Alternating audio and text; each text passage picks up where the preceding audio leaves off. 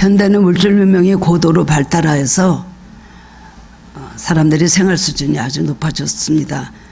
그러나 사람들 마음속에 근심과 불안과 여러 가지 불행스러운 마음이 다 없어지고 정말 행복하게 되었느냐 하는 질문에는 긍정적인 대답이 나오지 않습니다.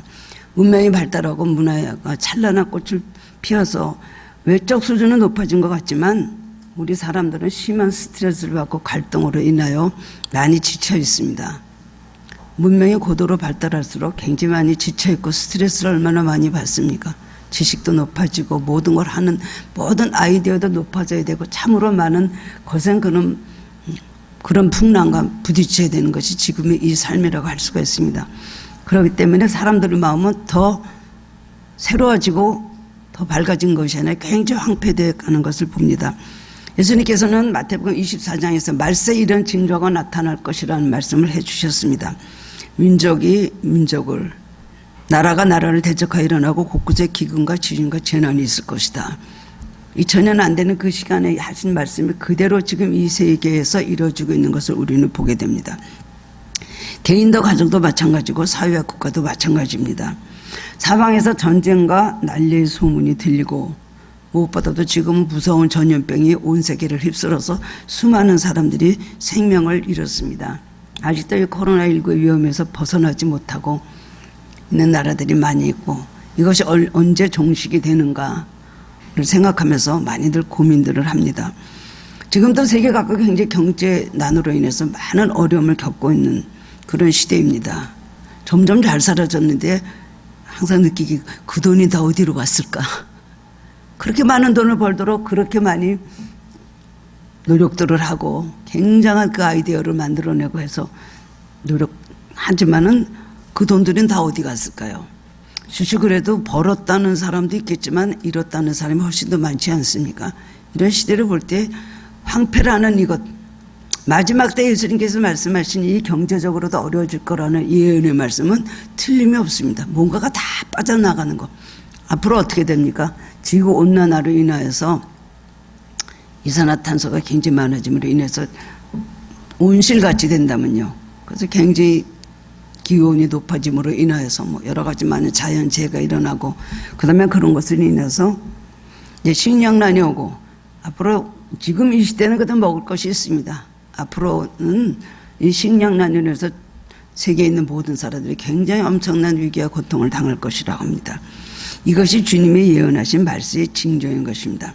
그 중에서도 인류 역사의 특징 중에 하나는 전쟁이 끊이지 않았다는 것입니다. 사람은 그냥 만나면 싸마는 거예요. 싸마다 보면 죽이는 거예요. 세계 역사가 그것을 계속해서 입증을 하고 있습니다. 세계 역사를 보면 전쟁이 없었던 가장 긴 시간이 어느 정도였냐? 20년이었대요, 고작. 그만큼 계속해서 세계는 전쟁으로 인해서 모든 인류들은 그렇게 살아오고 있습니다. 이스라엘도 예외가 없습니다. 이스라엘의 역사도 전쟁의 역사죠. 뭐 계속 성경을 보면 전쟁의 역사입니다. 약속이 있기 때문에 많은 외세 침입을 받게 되고 특별히 블레셋, 뭐 아랍 나라, 뭐 암몬, 뭐 얼마나 주변에 많은 강대국들이 있었습니까? 그런 강대국들이 이스라엘이 계속 이 조그만 나라를 침략하고 어떻게 하면 그 영을 먹어버리려고 하는 것 때문에 참 많은 고통을 당하고 그 가운데 하나님을 많이 의지하고 기도하는 가운데 또 하나님께서 기적적으로 이스라엘을 구원해 주시고 지켜주시고 그것이 성경에 바로 기록된 내용입니다. 그래서 유대인들을 만날 때마다 샬롬하고 인사를 했습니다. 지금도 샬롬하고 인사를 하고 우리도 샬롬이라는 단어를 많이 쓰지요. 이게 카톡이나 문자하고 끝에 가서 뭐 평안한 마음 되세요. 편안한 마음 되세요. 복된 하루 되세요. 은혜로운 주일 되세요. 그 말도 하지만 뭐라고 합니까? 결국 샬롬하고 할 말 없어 그로 끝내죠. 우리 기독교인들은 그냥 평강을 기원해 주는 것이죠. 여호와 샬롬이란 말은 사사기 6장 24절에 나오는 말로 여호와는 평강이시라는 뜻입니다. 여호와 샬롬, 이거보다 더 좋은 인사는 없는 것 같아요. 기드온이 하나님의 사자를 만난 후에 나는 여호와의 사자를 만났으니 죽을 것이다 하고 막 두려워하고 있었는데 하나님께서 나타나셔서 안심하라, 두려워하지 마라, 너는 죽지 아니할 것이다 라고 기드온을 위로하신 말씀이 여호와 샬롬입니다. 우리가 흔히 사용하는 샬롬이라는 말은 히브리 말이고요. 헬라어로는 에이레네라고 합니다. 그래서 평강, 평화, 평안을 뜻하는 것입니다. 그런데 샬롬은 단순한 어떤 정신적인 평안만을 말하는 것이 아니라 건강, 번영, 행복을 뜻하고 종교적으로, 물질적으로, 윤리적으로 그리고 사회적인 모든 평안을 종합적으로 말하는 거예요. 하나님의 평강을 주신 하나님이셔요. 만복의 근원이 되시는 하나님, 복 주시는 하나님. 그렇기 때문에 여호와 샬롬의 축복을 받으면 영혼도 풀리고 범사도 잘 되고 그렇게 한다고 성경은 말씀해 주고 있습니다. 배고픈 것이나 슬픈 것, 육체적인 어떤 괴로움을 평안이라고 말하지 않습니다. 샬롬 하면은 배고프지도 말아야 되고 슬프지도 말아야 되고 육체적인 어떤 것도 없어야 되는 거예요. 온전한 뜻의 샬롬 그렇습니다. 나라가 망해서 이리저리 쫓겨난 건 역시 평안이 아닙니다. 샬롬이란 나와 하나님과의 관계에서 완전한 합평, 그리고 나와 나의 양심 관계에서도 완전한 합평, 이것이 여호와 샬롬이에요. 그리고 이웃과 경제와 나라 등이 모두 관계가 화목한 온전한 합평, 이것이 바로 샬롬이에요. 이거는 누가 주시는 겁니까? 이런 완전한 샬롬의 축복은 하나님께서 주시는 것입니다. 예수님께서는 오늘 본문 27절에서 나의 평안을 너희에게 주겠다 라고 말씀하셨어요. 또한 요한복음 20장 19절에도 보면 부활하신 예수님께서 제자들에게 나타나서 처음 하신 말씀은 뭐였죠? 평강이 있을지어다. 예수님 평강을 주시기 위해서 이 세상에 오신 분이십니다. 영어 성경을 어제 봤더니요, 이 평안을 my peace라고 했어요. 이 평강을 뭐라고 했을까? 제가 어제 성경을 펼쳐봤더니 my peace, peace요. 피스가 굉장히 좋은 거죠. 우리는 피스. 그렇게 표현을 하고 있습니다. 근데 본문의 이 말씀하신 이 시점 예수님께서 불과 몇 시간 후면 체포돼서 십자가를 지시게 될 형편에 놓여있을 그런 때였습니다. 인간적으로 말하면 인간으로 감당할 수 없는 고난과 능력과 죽음이 기다리고 있는 그런 시간이었어요. 그런데 나의 평안을 너에게 준다. 그렇게 이해할 수 없는 말씀을 하셨습니다. 이 샬롬은 소극적인 의미에서의 평안이 아니라 적극적인 의미에서의 표현이. 그건 무슨 말이냐면은 적극적인 의미로서의 샬롬은요, 평안은 이 세상에 있는 모든 평안과 반대되는 것, 근심, 불안, 두려움, 걱정 이런 걸 다 몰아내는 것이 온전한 평안이라고 할 수 있다는 것입니다. 그게 적극적인 평안입니다. 어떻게 그럴 수가 있을까요? 앞에 정말 굉장한 고통, 십자가 고통과 죽음이 기다리고 있는데 나의 평안을 너희에게 준다. 이해가 되지 않는 말이죠. 그렇지만은 주님의 입장에서 주님을 생각할 때 이것이 충분히 가능한 일이겠구나. 우리는 생각해 볼 수 있습니다. 사람은요, 여러 가지 근심이 있다 할지라도 어떤 큰 기쁨이 있으면, 앞으로 굉장한 큰 기쁨이 있는 일이 있다면 조그만 근심은 사라지는 법 아닙니까? 만약에 여러분이 지금 굉장히 어렵다 그래 봐요. 물질적으로 굉장히 많이 어렵다. 그런데 어디서 연락이 왔습니다. 재벌 되시는 어떤 분이 어떻게 당신의 기사를 읽고 당신에게 집을 사주겠다고 당신에게 뭘 할 때 조금만 기다리시오. 그러면 지금 이 고통이 다 사라지죠. 지금은 아직은 계속해서 좀 어렵겠지만, 아니면 말이 좀 안 되는 얘기지만 로또 복권이 한 달 후에 5주 후에 될 것이요. 만약에 만약에 한 천사가 와서 그렇게 말해줬다 그래 보세요. 지금까지 고민이 다 없어지잖아요. 앞에 우리가 큰 기쁨을 누릴 일이 생기면요, 평안하게 된다는 거예요. 그리고 지금 우리가 갖고 있는 모든 고통은 다 사라지고 다 그것을 소멸할 수 있게 그렇게 된다는 것입니다. 샬롬이란 큰 기쁨을 얻는 평안이기 때문에 부분적으로 우리가 실패하고 우리가 부분적으로 또 성공하고 부분적으로 우리가 고난당해도 그것이 큰 문제가 되지 않는다는 것입니다. 바로 주님의 평안은 그것이에요. 나의 평안을 너에게 주노라는 말씀은 예수님 마음에 이 큰 십자가의 죽음 이 문제보다도 더 큰 평안이 있었다는 거예요. 바로 어디서 나오는 거예요? 믿음이죠. 하나님 안에 있으면 이 문제보다도 더 큰 하나님께서 주신 기쁨과 장래에 우리에게 주시는 모든 축복을 생각할 때 이 세상이 아니라고 할지라도 우리가 지금 현재 당하는 고난은 장차 받을 영광과 좋게 비교할 수 없다. 예수님 십자가에 죽으심을 하시고 그것이 큰 문제죠. 겟세마네 동산에서 예수님께서 얼마나 정말 피땀 흘리면서 얼마나 통곡하면서 기도하셨어요. 인간이기 때문에 두려움도 있었고 정말로 아버지여 할만하시거든 이 잔을 내게서 지나가게 하옵소서라고 기도하셨지만 그러나 아버지의 뜻대로 하고 내 뜻대로 마시라는 그런 기도를 올렸잖아요. 그리고 힘을 얻으셨습니다. 그러면서 예수님께서 내가 아버지께서 맡긴 이 일을 할 때 하나님께서 나에게 주실 어떤 것, 이것을 생각할 때 예수님은 현재 당하는 이 모든 고난이 다 평안으로 오히려 평안 안에 다 그것이 사라지고 없어졌다는 것입니다. 무슨 말인지 좀 이해가 됩니까? 우리가 장차 받을 여러 가지 모든 하나님 앞의 축복과 또 주님 나와 함께 하시는 이걸 생각하면 우리는 지금 현재 당하는 모든 고통이 사실 잊어질 수가 있고 그렇게 해야 되는 것입니다. 우리는 그렇게 살라고 오늘 그렇게 말씀을 해 주신 거예요. 문제보다 더 큰 평안이 있어야 된다. 그럼 우리는 평안할 수 없다라는 것이죠. 지금 예수님의 심정은 십자가 고난도 있지만 이 사랑하는 제자들이 나를 배신할 거다. 베드로도 3번, 닭 2번 울기 전에 3번 나를 모른다고 배신할 걸, 모른다고 부인할 걸 아시고 미리 말씀해 주셨잖아요. 본인은 안 그랬다고 하는데 너 그러지 마라. 너 닭 2번 울기 전에 나를 3번 모른다고 부인하리라. 그렇게 말씀하셨어요. 그리고 그 중에는 또 가룟 유다는 저것도 돈 주고 나를 갖다 팔겠구나. 다 알고 계셨잖아요. 예수님 어떻게 평안하실 수가 있겠습니까? 그런데 고난보다 그 마음의 아픔보다 더 큰 평안이 있었기 때문에 내 평안을 너에게 준다라고 거꾸로 말씀을 하신 것입니다. 예수님께서 그 십자가를 지시고 십자가에서 나는 이제 죽을 것이다라고 하셨을 때 제자들은요 너무너무 낙심을 하고 비통함과 슬픔에 빠져 있었습니다. 그런데 예수님은 근심에 쌓인 제자들에게 소망과 평안과 위로의 말씀을 해주시고 그들에게 힘을 주셨습니다. 오늘도 우리는 어떤 음성을 들어야 될까요? 우리가 어렵고 힘들 때, 우리가 낙심되고 좌절될 때 우리가 들어야 될 음성은 하나님의 음성입니다. 주님의 음성을 들을 때 주님의 음성 우리를 위로하시고 우리를 격려하시고 때로는 책망도 하시고 훈계도 하시지만은 그러나 우리를 사랑으로 인도하시는 그 자비로운 음성인 것입니다. 오늘도 우리는 주님이 주시는 평강과 위로의 말씀을 들어야 우리를 살 수가 있습니다. 오늘 본문의 말씀을 통해서 깨달음을 얻고 주님의 평안을 충만히 받는 그런 시간이 되기를 원합니다. 첫 번째로는 주님의 평안을 세상에 주는 것과는 다릅니다. 예수님께서 말씀하셨어요. 내가 너에게 주는 평안을 세상에 주는 것과 같지 아니하다라고 말씀하셨어요.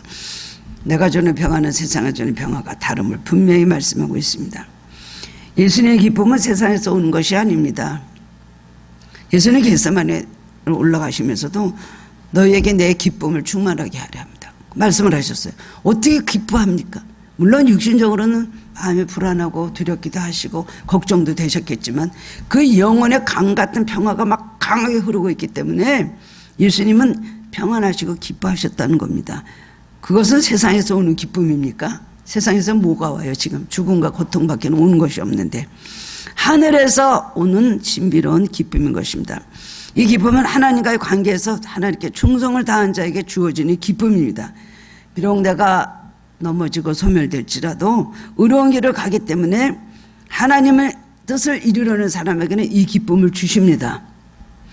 어떤 원수라도 이 마음에는 슬픔을 줄 수가 없습니다. 그러므로 이 기쁨은 절대적인 동시에 또한 결정된 기쁨입니다. 하나님의 뜻을 알고 내가 그 뜻대로 살려고 마음을 굳게 먹으면 기쁨이 옵니다. 예수님 하나님의 뜻이 이것인 걸, 아버지의 뜻이 이것인 걸 알았을 때 예수님 그다음부터 담대해지셨잖아요. 자기를 버리고 부정하고 그 다음에는 하나님 뜻대로 하겠습니다 하고 할 때는 제자들은 쿨쿨 자고 있었는데 예수님을 잡으려는 사람들이 왔죠. 예수님께서 먼저 일어나셨어요. 가자, 일어나 가자. 나를 잡으러 온 자들이 저렇게 왔도다. 예수님 담대하게 그들 앞으로 걸어 나가셨다는 것입니다. 우리가 이럴까 저럴까 망설일 때는 담대함도 없고 기쁨이 없습니다. 그러나 주님의 뜻을 따라 일단 마음을 정하고 나면 진정한 평안을 체험할 수가 있습니다. 많은 순교자 목사님들이 마지막에 다 그런 믿음의 모습을 보이셨습니다. 주님 앞에 죽기로 각오하고 또 순교하기로 그 반열에 드는 것도 감사하다고 느껴졌을 때는 두려움과 불안과 가족들에 대한 염려가 다 없어지고 주기철 목사님, 손영호 목사님 너무나 담대하고 평안한 가운데 순교하셨다는 겁니다. 요한복음 16장 33절에 보면 이것을 너희에게 이르는 것은 너희로 내 안에서 평안을 누리게 하려 함이라. 세상에서는 너희가 환난을 당하나 담대하라. 내가 세상을 이겨온노라. 평안이라는 건 나 자신에 있는 것이 아니라 주님께서 나로 하여금 내 영혼을 어디 결박되지 않게 해주셔야 됩니다. 내가 평안하려면 어디든지 나를 묶고 있는 결박이 없어야 돼요. 나를 영혼이 온전히 자유함을 얻게 해주실 때 우리는 평안할 수가 있는 것입니다. 그리고 주님의 말씀이 내 마음에 새겨져야 되고 성령이 내 마음에 역사해야 되는 것입니다. 이건 경험해보지 않은 사람은 잘 모릅니다. 어떻게 그럴 수가 있을까? 아, 이건 말이 그렇지, 성경이 그렇지, 어떻게 그럴 수가 있을까요? 잘 뭔지 잘 이해도 못하고 감히 상상도 못하는 거예요. 기독교의 본질이 무엇입니까? 다른 종교와 다른 건 뭐예요? 마음먹기에 달렸거나 돌을 닦거나 수양을 하거나 그 다음에는 뭐 몸을 부대껴서 얻어지는 것이 절대로 아닙니다. 위로부터 하나님 주신 평안은 위로부터 내려오고 하나님께서 주셔야만 평안할 수 있다는 것을 우리는 알아야 되고, 평안은 뭡니까? 천국의 본질입니다. 진정한 평안은 천국에 있기 때문에 천국에서부터 우리에게 빛 같은 평안이 내려올 때 우리는 온전한 평안을 가질 수가 있는 것입니다. 사람들이 생각하는 평안은 주로 세상적인 소유를 먼저 생각합니다. 많은 돈이나 높은 지위를 얻으며 기뻐하지만 이 기쁨은 순간적입니다. 어려운 분들은 그래요. 뭐가 순간적이에요? 오랫동안 고통을 당해보세요. 영원하게 느껴집니다. 많은 분들이 그런 말을 하죠. 근데 주님 안에서는 안 그렇다는 걸 은혜 속의 삶을 깨닫게 되는 것이에요. 부자들 말에 의하면 많이 가지면 가질수록 가진 것 때문에 더 불안하다고 합니다. 사실은 아닌 것 같은데 여러분 생각하기에 가난할 때가요 오히려 많은 소유를 했을 때보다 영혼은 더 평안하다는 겁니다. 근데 사람들은 그렇게 생각하지 않아요. 하루 그냥 일용할 양식 주시는 거로 세끼 감사하고 사는 사람은요 늘 마음에 평안해요. 돈이 점점 많아질수록 그 돈을 관리하면 머리가 아프고 그것 때문에 그냥 가족의 불화가 일어나고 그것 때문에 그냥 거짓말을 해야 되고 남을 속여야 되고 이런 애들이 얼마나 많습니까? 부가 부를 것 같지만요 부는 오히려 영적 가난함을 부를 때가 많이 있다는 것이에요. 그래서 우리는 너무 부하게도 마시고 가난하게도 마시고 적당히 그냥 주시는 것이 가장 감사한 일인 것 같아요. 바닷물을 마시면 마실수록 갈증이 더 심한 것처럼 소유는 소유할수록 더 욕심나고 그만큼 불안은 가중된다는 것입니다. 그렇기 때문에 여러분 수긍이 가지 않지만 소유와 평안은 무관한 것입니다. 우리는 생각하기에 소유가 많이 있어야 평안하다. 절대로 그렇지 않습니다. 세상이 주는 평안은 눈에 보이는 것으로 모두가 순간적이고 찰나적이고 피곤하고 마음은 점점 무거워집니다. 순간적이고 찰나적이지 않을 것 같죠. 그러나 부자가야 3대가 방탕하게 살면 3대 이상을 그 물질이 그 집안에 붙어있지 못한다고 합니다. 우리는 이 세상의 모든 그런 많은 재벌 가문들을 보면서 그거를 우리가 느끼는 게 있지 않습니까? 그림자와 같고 발음을 잡은 것 같은 것, 그냥 세상까지만 침투되는 건 그렇다는 걸 우리가 알아야 되는 것입니다. 가장 중요한 것은 우리 영혼이죠. 그럼 주님께서 주시는 평안은 뭐죠? 문제 속에서도 평안한 건, 가난한 속에서는 여러분 절대 평안함을 얻을 수 없을 것 같이 매일 돈 때문에 전전긍긍하니까요. 그러나 가난을 뚫고 나가서 하나님께서 주시는 평안함으로 자유할 수 있습니다. 체험해 본 사람은 아는 거예요. 그래서 사도 바울은 말하기를 내가 풍부에 처할 줄도 알고 궁핍에 처할 줄도 알고 내가 일제 비결을 배우느라 내게 능력 주신 안에서 내가 모든 걸 할 수 있다 그랬어요. 이것이 온전한 자유입니다. 이 세상의 어떤 조건이나 환경이 나를 얽매이지 않게 하는 것, 나를 누르지 않는 것, 이것이 온전한 평안이라고 할 수가 있는데 그 평안을 주님께서 주시겠다는 겁니다. 부유하고 부족함이 없는 환경 가운데 타산이 붙어있다 보면 오히려 주님의 평안을 누리기 힘들게 그렇게 됩니다. 세상이 주는 평안은 세상에 다시 뺏어갈 수도 있는 것이고 또 세상 명예도 그것이 믿을 만한 게 됩니까? 그냥 우리 정치하는 분들을 보면요 얼마나 하루아침에 그 모든 영화가 사라지고 정말 추락하고 불쌍히 사는 것, 존재도 없이 사라지는 것 보지 않아요? 세상에서 쟁취한 모든 소유는 늘 도전을 받습니다. 주님께서 주시는 평안만이 참 평안인 것입니다. 풍랑 가운데서도 배에서 주무시던 예수님 평안, 그것이 참된 평안인 것입니다. 우리는 이 평안이 필요합니다. 이 세상에서 항상 평안하고 아무 문제 없이 살 수 있는 사람이 있을까요? 평안할 때 평안하게 사는 것. 뭐 그럴 수도 있겠죠. 평안한 것이 아니라 편안하게 사는 것입니다. 좀 남보다 좀 편안하게. 그러나 이 세상에서 어려운 문제를 당하게 되면 주님 주신 평안 아니면 이길 수가 없는 거예요. 이번에 우리 완도로 간 그 가족들 결국 평안함이 없으니까 물질이 그대로 괴롭히다 보니까 이 세상이 그것이 전부지라고 그런 불행한 결말을 맞게 된 것이 아닙니까? 하나님 주신 평안은 첫째 어떻게 얻을 수 있을까요? 죄 사함 받고 회개하고 난 주님 주신 참 평안이 있습니다. 죄를 회개하고 울고 나고 그럼 왜 그렇게 평안하고 마음이 기쁜가요? 찬양이 막 터져나오고 하나님 앞에 감사가 터져나오죠. 이런 평안을 말하는 것입니다. 어디에다 비교할 수도 없고 경험해본 사람만이 압니다. 신앙 양심의 가책을 느끼고 있는 한은 어떤 평안도 얻을 수 없어요. 누가 모르지 않아도 자기 죄를 자기가 아는 거예요. 자기 양심의 가책, 겉으로는 아니라 그래도 자기가 고통을 당하기 때문에 평안할 수가 없는 것입니다. 그 조금만 있으면 또 하나님 나를 어떻게 하는 게 아닌가, 내 죄 때문에 하나님 나를 또 심판하고 나를 어떻게 때리는 것이 아닌가, 내가 죄를 져서 이런 게 오는 게 아닌가, 자기를 자책을 하고 맨날 고통을 당하게 되는 것입니다. 죄 가운데는 평안함이 있을 수가 없습니다. 어거스틴이 고백을 하였죠. 내가 그리스도의 품 안에 들어오기 전까지는 내 마음에 안식이 없었다 그랬어요. 하고 싶은 거 다 해봤습니다. 그런데도 그런 고백을 하였습니다. 또 우리가 하나님의 사랑을 확신하면 항상 우리에게 담대함과 평안함이 있습니다. 하나님의 사랑을 믿는 사람, 하나님을 신뢰하는 사람, 평안함이 있죠. 맡기는 사람입니다. 저를 의지하면 저가 이루시고 내 의를 정오의 빛같이 하시겠다 그랬어요. 저를 기뻐하라 내 마음의 소원을 이루어 주시리로다. 시편 30편에 그렇게 말씀을 했습니다. 우리가 또 하나님을 사랑하면 마음이 평안합니다. 하나님과 다투는 사람은 절대 평안할 수 없습니다. 하나님과 하나 되는 사람의 알지 못할 평강에 넘쳐서 있는 거예요.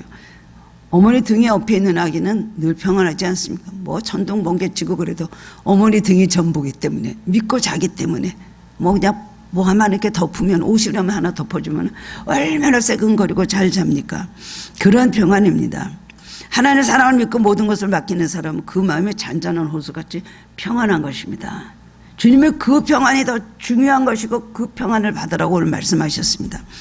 요한 웨슬리가 이제 대서양을 건너서 미국으로 갈 때 갑자기 풍랑이 일었어요. 배가 다 뒤집어지게 그렇게 되니까 막 거기 안에 있는 사람들은 저마다 자기가 믿는 신의 이름을 부르는 거예요. 요한 웨슬리는 가만히 앉아 있는 거예요. 편안하게. 그러면서 찬송가를 부르는 거예요. 그 있죠. 비바람이 칠 때와 물결로 빌 때 사랑 많은 우리 주 나를 품어주소서. 388장입니다. 그걸 부르고 있으니까 선장이 오더니 당신은 신이 없어? 당신은 하나님도 없어? 왜 그렇게 하고 있냐 그러니까 요한 웨슬리가 말하기를 아니요. 선장님 이번엔 잘 갈 것입니다. 미국 아니면 천국으로 잘 갈 것입니다. 그렇게 말했다는 겁니다. 보이는 것만 말하고 세상을 의지하고 사는 사람들은 권력이나 명예, 물질 같은 걸 보람으로 얻고 그것을 의지하며 사는 사람들에게는 이 평안함이 없습니다. 하나님을 의지하고 하나님 믿고 사는 사람의 평안함이 있습니다. 이걸 우리는 알아야 됩니다. 주님께서 주시는 평안은 고통이나 근심이 없어서 평안한 것이 아니라 문제 속에서 평안한 거예요. 핍박과 환난과 능력과 많은 고통 속에서 실패 속에서도 주님 평강을 누릴 수가 있는 거죠. 기독교와 불교가 다른 것이 그것이죠. 기독교는 고난 속에서도 샘같이 솟아나는 하늘의 평강 그거 주신다는 것이고, 불교는요 도피성 평안입니다. 무조건 괴로운 일 있으면 막 108번의 번뇌를 그냥 피하라 산으로 들어가라 절로 들어가라 그렇게 하는 것이죠. 이 평안함이 있으면 우리는 환경 따라 절대 움직이지 않습니다. 환경이 나를 구애하지 않습니다. 강물은 강바닥의 조건에 구애받지 않고 흐르듯이 영혼의 깊은 내부로부터 솟아오르는 평안이기 때문에 고통이 있어도 사라지지 않는 평안, 이것을 예수님께서 이걸 주시겠다는 거예요. 우리는 필수적으로 이걸 소유해야 됩니다. 믿음인 사람들은 이런 은혜 속에 살아야 됩니다. 그래야 우리는 이 세상을 승리하면서 살아갈 수가 있습니다. 이 험한 세상을 살아갈 수 있습니다. 우리의 후대들에게 우리는 뭘 가르치겠습니까? 공부 많이 해서 최고의 학벌을 가지고 너는 잘 돼서 잘 살아라. 그거를 교육시키겠습니까? 자식들에게도 이 세상을 어떻게 살아야 될 것, 이걸 완전히 그것을 가르쳐 줘야 되는 거예요. 이 세상을 살아가는, 그야말로 통행할 수 있는 통행권이 무엇이라는 것을 가르쳐 줘야 되는데, 믿음을 유산으로 남기고 죽는다면 그 자녀들이 그 믿음을 이어받아가지고 얼마든지 승리하는 삶을 산다는 것입니다.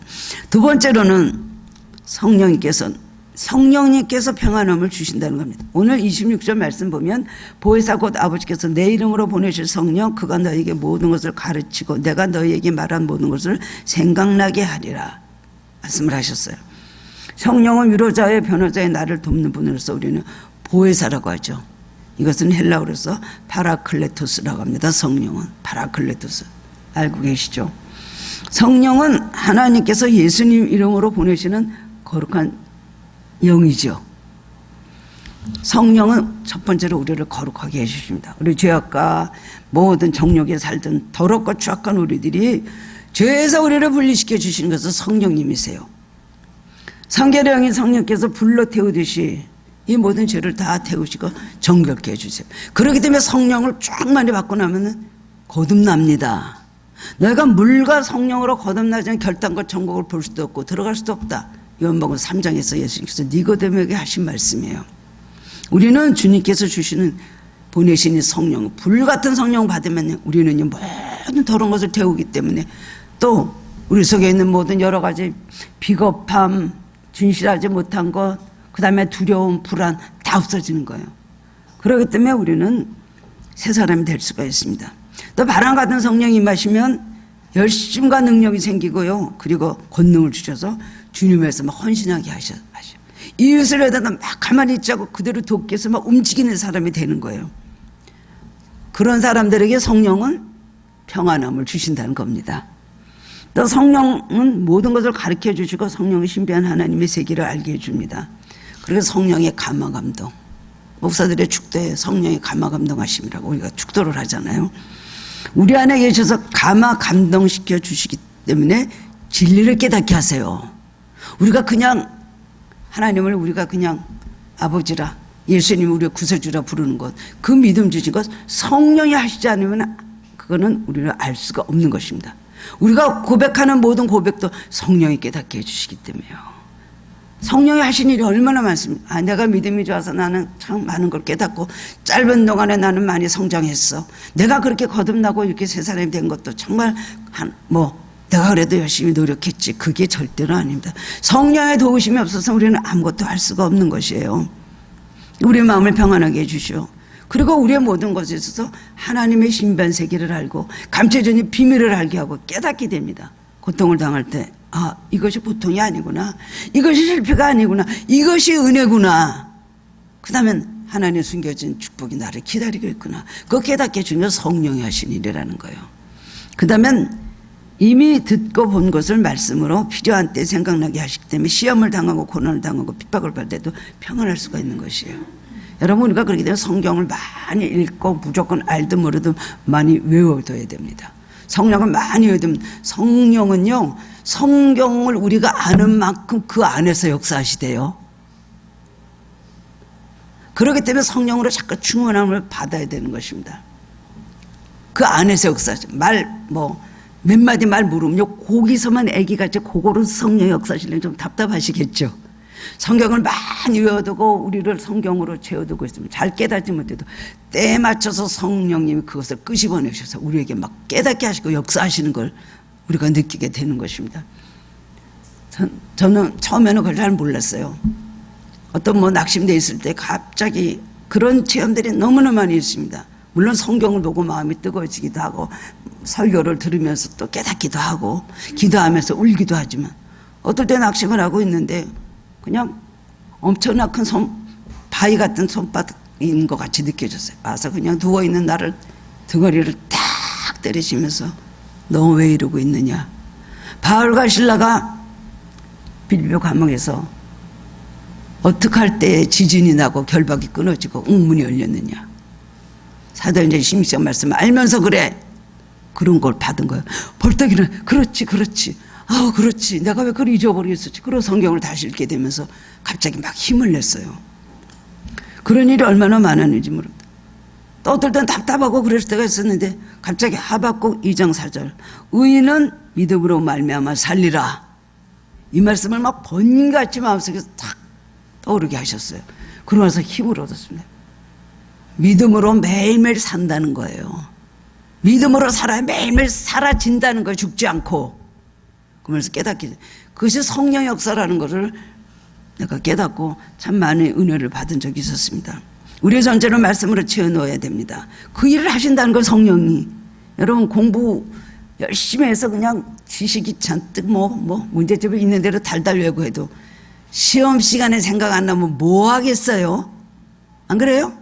공부 그렇게 많이 했는데 꼭 실수했다 그러고 마지막에 가서는 하는 말이 그건 실수했다 그러고 아는 거 틀렸다 그러고 그건 아니죠. 우리가 성경도 알고 있다면 아는 걸 성령이 끄집어내셔서 우리 안에서 역사해 주신다는 거예요. 성령이 그런 일을 하신다고 생각나게 하시고 너희 깨닫게 하시고 생각나게 하시고 하신다고 오늘 주님께서 분명히 말씀을 해 주셨습니다. 우리는 그러면서 많은 체험이 있게 되는 것입니다. 많이 읽고 배워서 필요한 시간에 말씀드려 생각나야 됩니다. 많이 읽고 많이 외우고 많이 암송하고 많이 채우다 보면 그 무슨 뜻인지 모르다가도 적시에 내 그 말씀이 필요할 때 성령이 내 안에서 깨닫게 하시면서 여태까지 수십 년 믿었는데 몰랐던 말씀이 그 시간에 깨닫게 되면서 내 삶에 적용이 되는 거예요.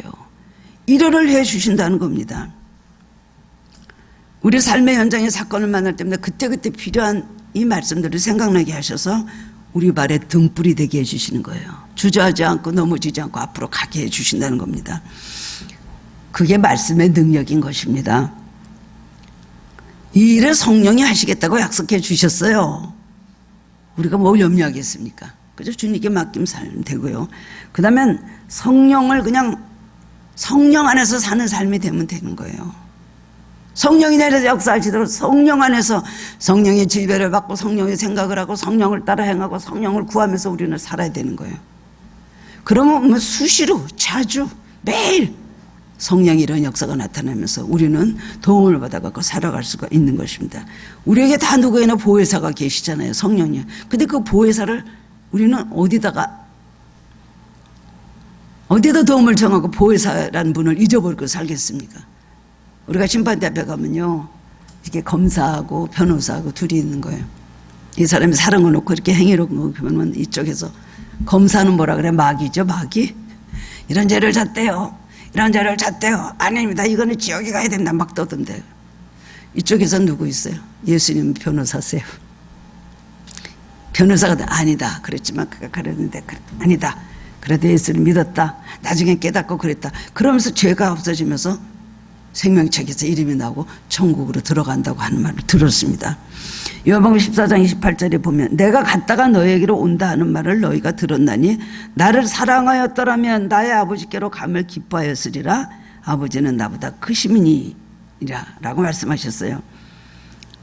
십자가 죽음을 간단하게 표현해서 내가 잠깐 갔다 오는 거다. 믿음을 가지면 이렇게 표현할 수가 있는 겁니다. 잠깐 갔다 온다. 죽었다가 살아나시는 일 잠깐 갔다 온다고 말씀을 하셨다는 거예요. 왜냐하면 뭐예요? 마지막 결국을 알고 계시잖아요. 그 이후에 부활 승천하실 걸 알았고 천국에 가서 그 다음에는 구세주로서 정말 하나님께서 영화롭게 하시면서 만유주로 높여주실 걸 그걸 예수님께서 다 알고 계시잖아요. 하나님의 약속. 그렇기 때문에 잠깐 그냥 십자가의 죽음을 갔다 온다라고 표현을 했다는 것입니다. 우리도 조금 힘들어도 마지막이 어떻게 될 것인가 알면 현재를 무늬 삼지 않습니다. 그렇죠. 마지막을 모르기 때문에 앞으로 어떻게 될지 모르고 맨날 불안하고 안 될 것 같은 생각만 하면서 살아가는 거예요. 잘 될 것을 믿어보세요. 우리는 그렇게 걱정하지 않는다는 것이죠. 끝에 가서 성공한다는 보장만 있으면 과정 속에서 여러 가지 실패와 고생은 귀한 경험으로 여길 수가 있는 것입니다. 협력하여 선을 이루기만 한다면 지금 고생도 좋은 것입니다. 오늘 예수님은 그 마지막을 알고 계시기 때문에 제자들에게 근심하지 말고 내가 주는 평안을 가지라. 이 평안을 너에게 준다라고 정말 차원 높은 신비한 말씀을 우리에게 하고 계십니다. 우리도 그렇습니다. 우리의 결국을 알지 않습니까? 여러분 지금 당하는 모든 고난, 여러 해 동안 많은 고난을 당하고 있다면 결국은 해결납니다. 내 당대에 그 응답을 못 받아도 자식 때 가서라도 응답을 받습니다. 많은 분들이 예수 믿다가 집사님으로 계시다가 그 집안을 그렇게 전도하려고 해도 못하고, 남편도 전도 못하고, 자식도 전도 못하고, 평생 기도만 하시다가 천국 가시는 분들이 계세요. 그 기도가 어디 가겠어요? 저렇게 평생 기도했는데 하나도 교회 나오는 가족이 없잖아. 그 장례식 가보면 찬송가 부르는데 그 가족들은 교회에서 아무리 가서 장례해도 그 가족들은 입 딱 다물고 교회에서 가서 장례 예배 드려주는 것조차도 싫어요. 그런데 몇 년 있어 보세요. 그 다음에 아버지가 새 엄마를 그 다음에 재혼을 해서 모시고 오는데 예수쟁이를 데리고 오는 거예요. 그래갖고는 돌아가신 그 시어머니가 그냥 그 시어머니를 귀하게 보고 그분이 어머니가 그렇게 믿음이 안 있어요. 그러면서 그걸로 바톤을 이어받아가지고 내가 사명이 이 집안을 전도하는 거다. 그래서 그 다음부터 그 남편과 자식들 다 교회를 이런 경우를 너무나 많이 봤습니다. 조지 밀러도 여러 명의 친구를 전도했는데 하나도 살아생전에 구원 못 되는 사람들이 많이 있었대요. 근데 한 사람은 1년 만에, 조지 밀러 친구가 아니면 5년 만에, 조지 밀러 죽은 다음에 25년 만에 온 친구가 예수 잘 믿었다고 합니다.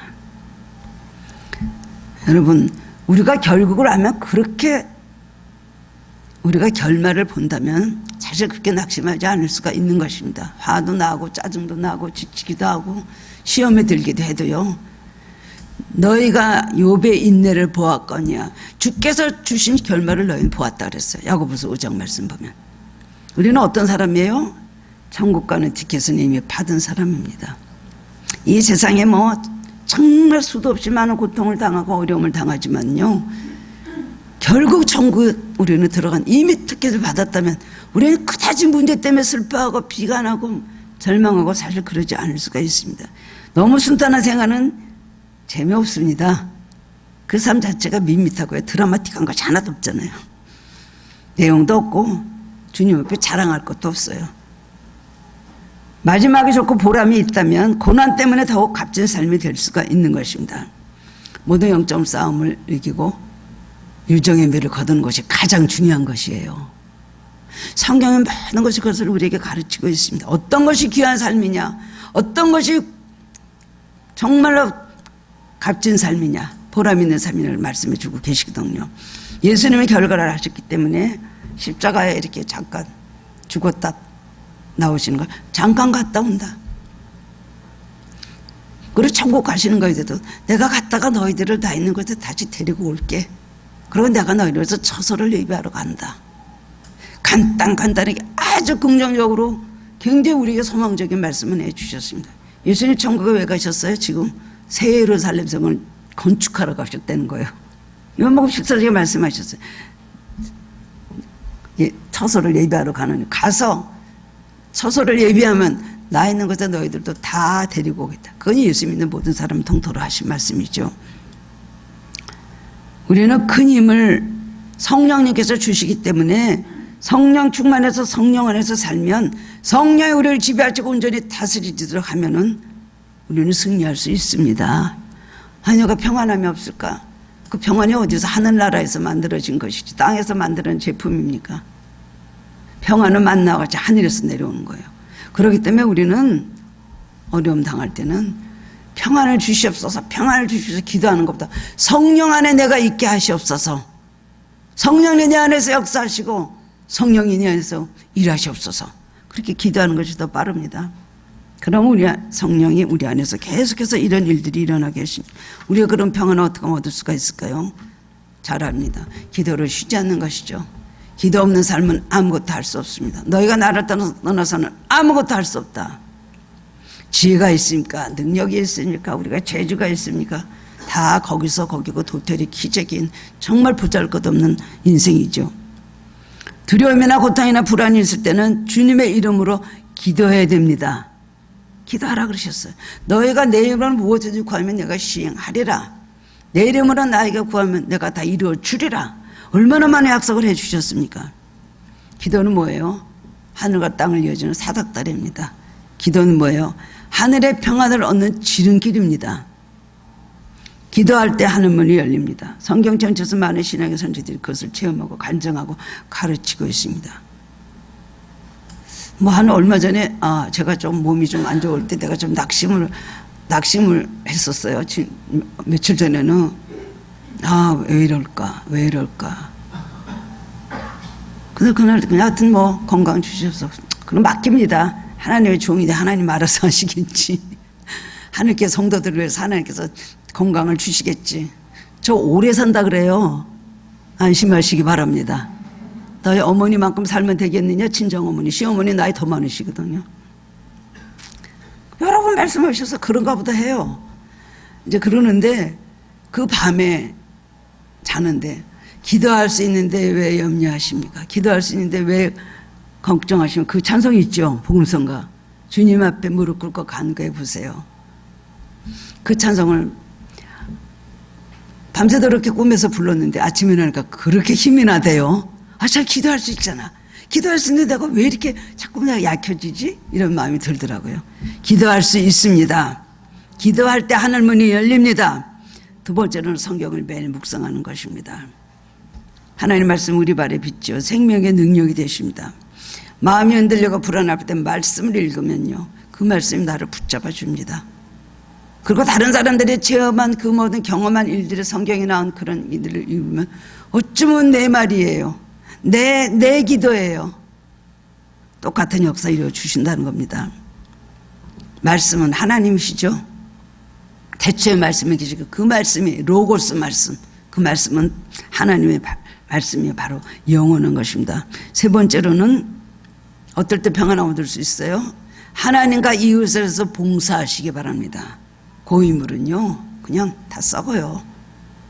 보내고 때 우리에게 주신 자그마한 달란트들, 뭐 말로 남을 위로하면 말로 위로하는 것이고, 뭔가 뭐 손으로 할 수 있는 일이 있으면 손으로 해드리는 것, 아니면 우리의 시간과 재능과 모든 물질과 많은 것을 가지고 하나님과 이웃에서 봉사할 때 그 사람들을 위해서 내가 내 거를 뺏기고, 그 사람들을 위해서 내가 낭비하고, 그 사람들을 위해서 내가 이 시간 희생한다? 많은 사람들이 그렇게 생각을 해요.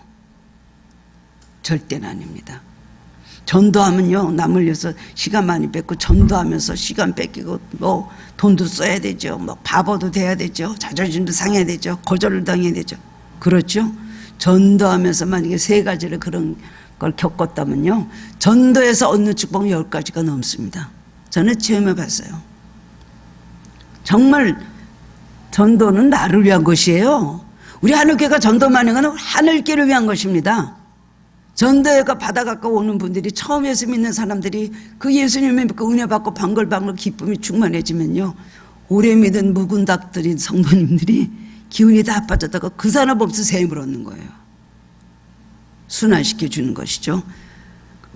그렇기 때문에 우울증이 있고 뭐 사람들하고 개인 뭐 대인 기피증이 있고 우울증이 있고 이런 분들요, 그럴수록 집에서 그렇게 문 닫고 있지 말고 핸드폰 꺼놓고 안 받고 안 끄고 그러지 마시고 뛰쳐나오세요. 그건 아마 상담하는 그 의사들도 그렇게 아마 가르쳐 줄 겁니다. 그리고 자기가 더 불행한 사람을 찾아가지고 그 사람들 사는 걸 보고 그 사람들을 도와주다 보면요 몸이 굉장히 약한 분이 계셨어요. 근데 장애인들 모임에 갔어요. 그 말을 듣고 가서 보니까 장애인들과 저래도 사는데 나는 저보다 되면 굉장히 건강하다, 저러면서도 살 의욕을 가지고 저렇게 기뻐하면서 사는데 내가 왜 이럴까. 거기 가서 한 1, 2년 봉사하다 보니까 그 병이 다 나버렸다는 거예요. 봉사하실 때 하나님께서 평강을 주십니다. 예수님은 마지막 승리의 카드를 쥐고 계시죠. 우리도 승리의 카드를 쥐고 사는 사람입니다. 우리에게는 히든 카드가 있죠. 믿음입니다. 예수님 함께 하시고 성령님 우리 안에 계시고 하나님 우리를 다스려 주십니다. 그렇습니다. 너희가 힘이 부족하고 나를 돕는 사람이 없어도 주님이 함께 계십니다. 세상에 줄 수 없는 주님이 주신 참 평안을 여러분 누리시기 바랍니다. 그리고 매일매일 승리하면서 살아가시는 하늘교회 성도님들 되시기를 주님의 이름으로 축원합니다. 하나님 감사합니다. 주신 말씀 또 알면서도 다시 한번 새기면서 하나님의 은혜를 받게 하시니 감사드립니다. 주님, 저희들은 마귀가 와서 우리에게 받은 은혜를 빼앗아가며 우리 마음에 슬픔을 주고 우리 마음에 상처를 주고 우리 마음에 괴로움을 주고 그리고 하나님 핍박을 주고 아버지 우리를 너무 받은 은혜 뺏어가려고 합니다. 주님은요, 주님에게 평안을 주시는 분이십니다. 주님께서 주신 평안, 주님께서 주신 기쁨이 충만해서 세상에서 마귀가 우리에게서 뺏어가는 이 세상의 어떤 복이라고 생각하는 것들 때문에 흔들리지 않게 하여 주시옵소서. 큰 기쁨으로 이 세상의 모든 어둠을 이기고 가게 하시옵소서.